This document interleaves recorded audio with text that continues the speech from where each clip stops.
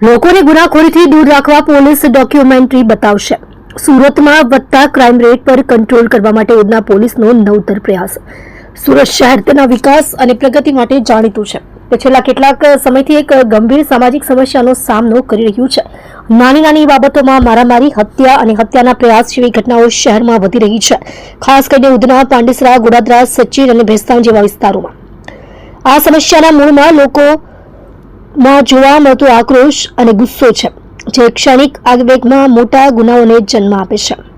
આ પરિસ્થિતિને ગંભીરતાથી લઈને સુરત પોલીસે એક અનોખી અને નવીન પહેલ શરૂ કરી છે, જેના દ્વારા ગુનાખોરીને અટકાવવા માટે જાગૃતિ અભિયાન ચલાવવામાં આવી રહ્યું છે। આ પહેલનો ભાગ એક ખાસ ડોક્યુમેન્ટરી।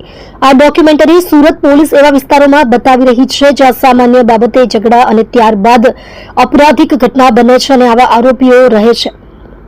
ડોક્યુમેન્ટરીના માધ્યમથી લોકોને જાગૃત કરવાનો પ્રયાસ। આ ડોક્યુમેન્ટરીમાં એવા કિસ્સાઓ બતાવવામાં આવ્યા છે જ્યાં લોકો ક્ષણિક ગુસ્સામાં આવીને મારામારી અને હત્યા જેવી ઘટનાઓને અંજામ આપે છે અને ત્યારબાદ તેનું પરિણામ આવે છે।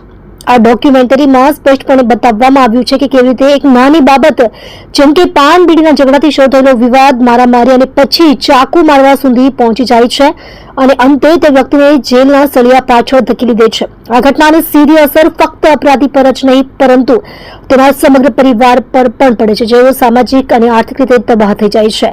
ઉધના વિસ્તારથી નવી પહેલની શરૂઆત। આ અનોખી મુહિમની શરૂઆત ઉધના પોલીસ સ્ટેશન વિસ્તારમાંથી કરવામાં આવી છે, જે મારામારી અને હત્યા જેવા ગુનાઓ માટે કુખ્યાત છે। આ વિસ્તારોમાં પોલીસ દ્વારા પ્રોજેક્ટરનો ઉપયોગ કરીને ખુલ્લામાં આ ડોક્યુમેન્ટરી બતાવવામાં આવી રહી છે, જેથી સ્થાનિક લોકો અને તેમના પરિવારો સુધી આ સંદેશો સીધો પહોંચી શકે। આ ડોક્યુમેન્ટરીનો ઉદ્દેશ્ય લોકોને એ સમજાવવાનો છે કે ગુસ્સો અને આવેગ કેવી રીતે તેમના અને તેમના પરિવારના ભવિષ્યને બરબાદ કરી શકે છે। આ ડોક્યુમેન્ટરીમાં ખુદ સુરત પોલીસ કમિશનર અનુપમસિંહ ગેહલોત લોકોને અપીલ કરતા નજરે આવે છે। તેઓ હિન્દી ભાષામાં લોકોને સંયમ જાળવવાની અને પોતાના ગુસ્સા પર કાબુ મેળવવાની સલાહ આપે છે। તેઓ ઉદાહરણ આપીને સમજાવે છે કે કેવી રીતે નાની નાની બાબતોમાં ઝઘડાઓ થાય છે અને તે મોટા ગુનામાં પરિવર્તિત થાય છે। તેમનો સંદેશ સ્પષ્ટ છે કે શાંતિ અને સંયમ જાળવી રાખવું એ જ આ સમસ્યાનો એકમાત્ર ઉપાય છે।